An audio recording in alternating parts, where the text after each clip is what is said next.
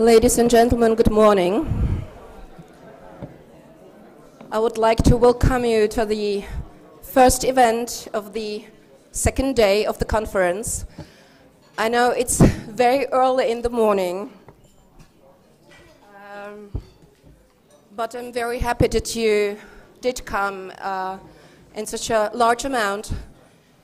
I hope that you have digested not just yesterday's dinner, but also all the speeches and contributions, seminars, conferences, and everything, all the different panels that were yesterday, and that you have a pleasant night in Prague. My name is Ivana Štefková, and I'm very pleased that I can introduce this breakfast meeting speaker, who is Dr.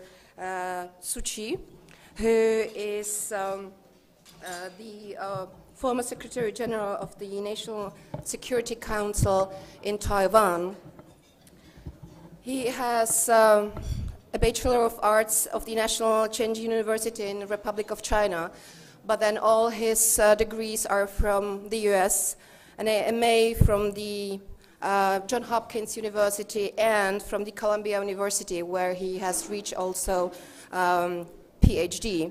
And he served also as a research fellow at the Center of Sciences and International Affairs of the Harvard University, US. At the present time, Dr. Shitsu is professor of the Institute of China Studies at the Tamkang University and chairman of the Taipei Forum. Because we don't have much time, so I will give the floor to Dr. Shitsu, who will speak about media and current dynamics in East Asia. So please, Doctor, the floor is yours.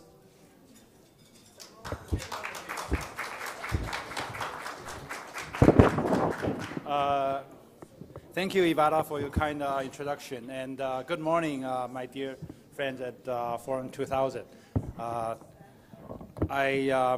I was deeply honored while back in Taipei to be invited by foreign organizer to share with you some of my thoughts on the problems in East Asia, where we came from. And this is I'm also deeply honored to attend this conference once again. This is my fourth visit to Czech Republic, and second attendance in this forum. I met President Havel in person in the old days, and he, for a president, for a leader from a distant land, from Taiwan, he enjoyed enormous prestige and among the elites, and enormous name recognition among the population in general. And I'm really deeply honored and privileged to have a chance to come here and share with you some of my thoughts. I was told to say a few words on East Asia, but I like to say at the outset that from where I came from, Taiwan, and from what I know about East Asia, very few people refer to East Asia as a political concept.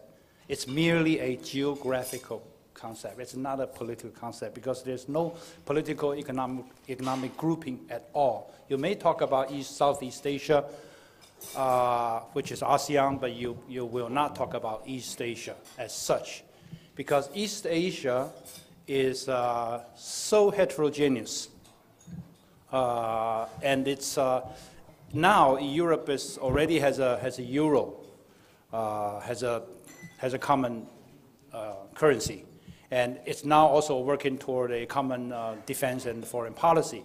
But back in East Asia, the countries are very different.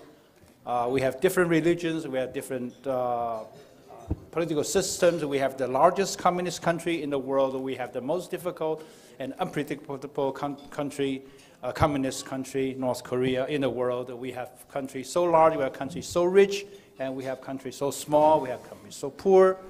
So it's very difficult for countries and peoples in East Asia to come together. We don't even have a free trade zone. We don't have custom union. We don't have any of the sort that Europe has gone through in the last 50 years. East Asia simply is a geographical concept. On top of that, there's no balance of power in East Asia. the superpower US is really not so super in that region because its reach, it's too distant. Its military bases are all very, very vulnerable from military attack. And Japan, China, and other countries, the great powers, are not so great because they all have their problems. China, seemingly very large, but it has 14 neighbors. And 5 of the neighbors, larger neighbors, are all hostile to China. They all had wars with China in the past half a century. So great powers not so great. And small powers, smaller powers, Korea, 50 million people, Taiwan, 23 million people, are really not that small. Taiwan is 18th largest economy in the world. And Taiwan is perfectly capable of making trouble in our area. Korea already saw war. Vietnam already saw war. So this area is very peculiar. I wouldn't call it balance of power. I call it balance of weaknesses. Because superpower is not so super, great power is not so great, small power not so great, not so small. So it's a miracle, in my view, that we have seen continued peace and stability in East Asia in the last 30 years. And prior to that, we saw Vietnam War, we saw Korean War, which claimed lives in the millions. And before that, we saw World War II, which killed more people in this part of the world than in Europe, including Russia. And if you look at China, it's not just interstate war, but if you look at internal strife, the first 30 years in China claimed, according to research by Chinese scholars, claimed the life of 30 million people in China. So interstate wars, internal strife, all very costly. So it's very rare, let me repeat the point again, very rare, very unusual that we have witnessed 30-year continued peace and prosperity. And this I attribute only to one factor, that is the abiding and overriding desire for economic growth. In China, in Japan, in Korea, in Taiwan, in everywhere in East Asia. This desire for economic growth allow us, all of us, to put aside the differences, grievances, and even hatred, and to concentrate on economic growth. So this would explain why we are now seeing a slightly different situation right now, beginning only maybe one or 2 years. Because the continued growth of the economic growth had changed things in some ways. First of all, it led to the rise of China. Everyone talk about rise. Chinese scholars, governments talk about peaceful rise. Whatever, China's rise. China even overtaken Japan as the second largest economy in the world. So China's rise has unnerved its neighbors. Again, from Korea, Japan on down to everybody else. China is now the largest trading partner to everybody in that neighborhood. Again, Korea, Japan, Taiwan, Australia even. Everyone trades with China more than with US, their oldest friend, or Europe, for that matter. But while economically we are drawn closer to China, security-wise, everybody is unnerved. This is the background. And China knows that. And second new factor is the convergence of several elections in this neighborhood. China is going through its once in a decade power transition. And this power transition is very different from the past. Mr. Xi Jinping, who is he's likely to assume the mantle in 2 weeks' time. He is very different from the leaders because he was not selected by top leaders. He was elected. Not in our sense of election, but he was elected by roughly 400 people, a small group which I like to call Chinese Senate. It's like a Roman Senate. They elect him out of power, into power, in 2007. Back in 1997, he was voted the last among the candidates, and now he's at the top. And this is new. No one knows how to go about it. So this power transition, as you can see from the media reports, has not been as smooth as before. And at the same time, it just so happened there's also an election in the US. And the two candidates are sparring over many issues, but each one is engaging in some degree of China bashing. And that's also something new. It's also sending signals to East Asia. And then again, Korea is going through election very soon. Japan is likely to have an election the end of this year or early next year. And the two major parties are going through their elections. So fortunately, Taiwan just had our election. But all the major powers are going through election. And this as you know, this at economic hard times, at the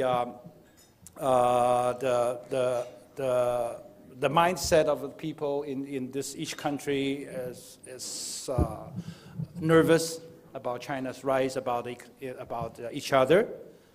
Election provides it's a fertile ground for nationalism.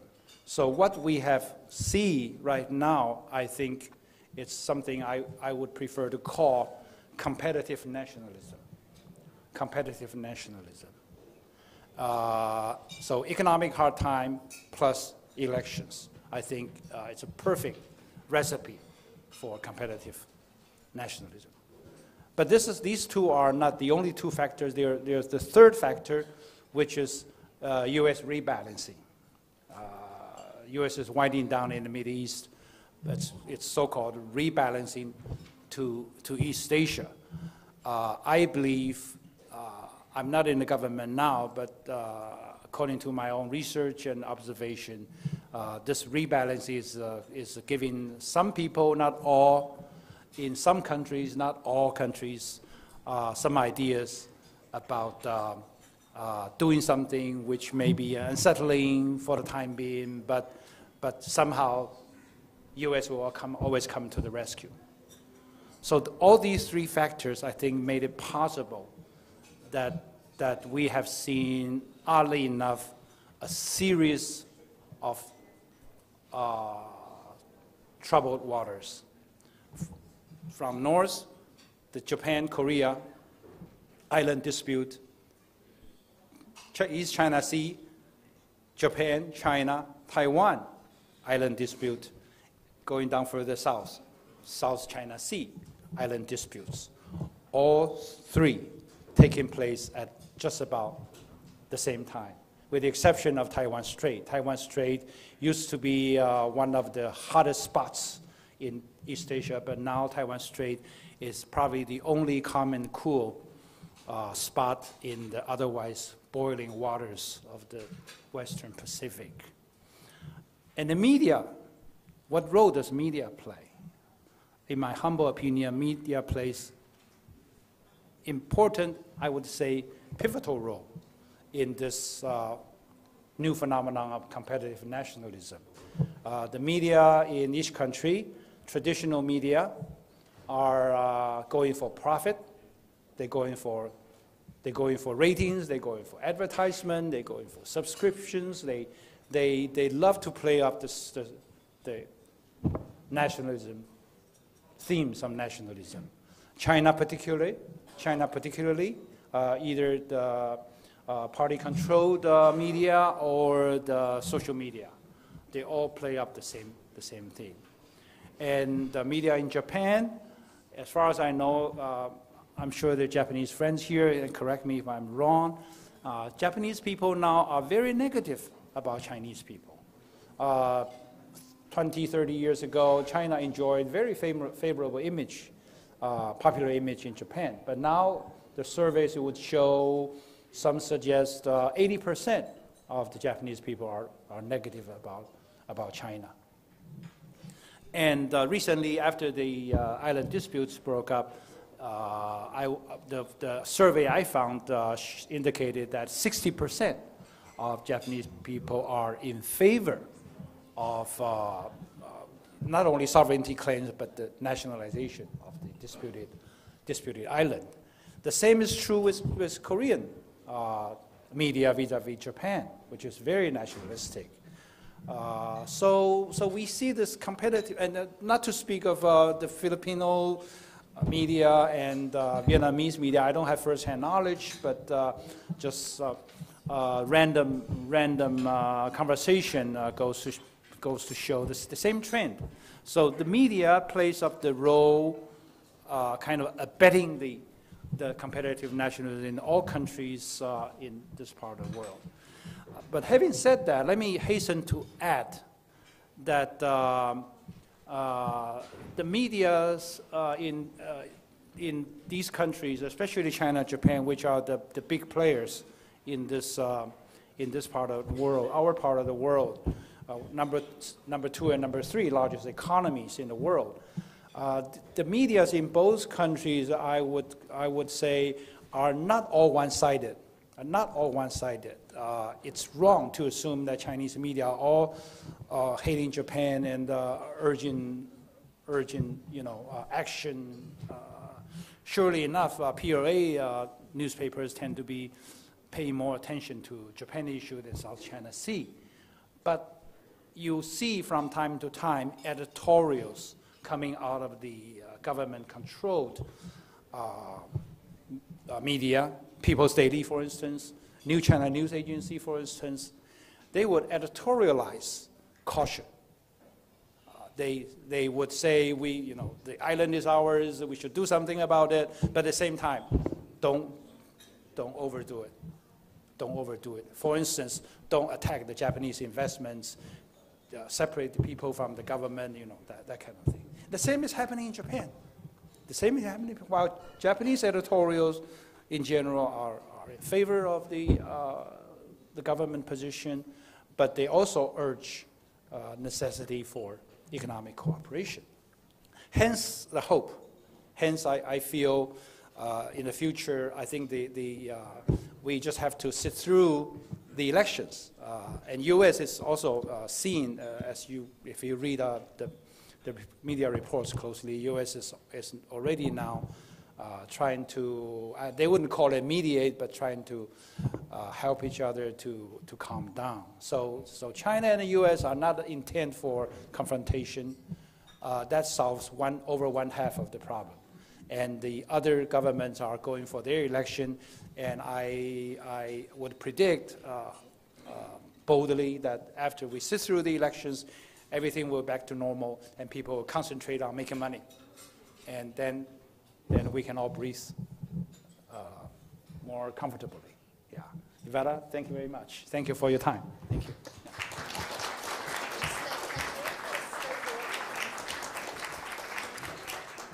Dr. Suchi, thank you very much for those very interesting remarks. Looking at you from down the chair here, I just thought about Asian tigers, and if you look behind yourself, there are many, many tigers. That was not planned, but it's nice symbolism.